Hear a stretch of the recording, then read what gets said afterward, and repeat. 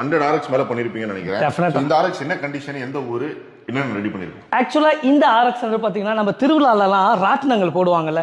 So எல்லாருக்கும் தெரியும், மேலா போடுவாங்க. எந்த ஒரு திருவிழானாலும் ராட்டினம் இல்லாம திருவிழா சாட்டிஸ்ஃபைட் ஆகாது. சோ இங்க வந்து பாருங்களேன், அந்த ராட்டினம் காரது அவர் ஓனருது. சோ அவர் ராட்டினம் எல்லாம் போடுறதுனால அந்த ராட்டினம் அந்த மேலா போடுறது. சோ இது வந்துட்டு ஆர்ஆர் கோவிந்தராஜ். டெஃபினட்டா இந்த வண்டி பாத்தீங்கன்னா ஆம்பூர் வாணியம்பாடியில இருந்து வந்தது. சோ அந்த ராட்டினத்துல உள்ள அந்த கப்பல் வரைக்கும் எல்லாத்தையுமே அழகா இங்க பாருங்களேன், ஒவ்வொருத்தையும் அழகா வந்துட்டு நீட்டா கொண்டுட்டு வந்திருக்கோம். ஸோ தட் கஸ்டமருமே ரொம்ப ஹாப்பி. அவர் பண்ற தொழில வந்துட்டு பிகாஸ் ஆர்மியோட டிசைன் பண்றோம், விவசாயத்துக்கு விவசாயம் பண்றோம், இந்த மாதிரி ஏகப்பட்ட டிசைன்ஸ் பண்ணாலுமே இந்த ராட்னோன்றது ஃபார் த ஃபர்ஸ்ட் டைம் நம்ம மெட்ராஸ் பைக்கில் பண்ணோம். கஸ்டமர் ரொம்ப ஹாப்பி. கொஞ்சம் கலர்ஃபுல்லா பண்ணியிருக்கோம், ரெயின்போ கலர்ல பண்ணியிருக்கோம். ஓகே ப்ரோ, எவ்வளவு மந்த் ப்ரோ ஆகும் இது?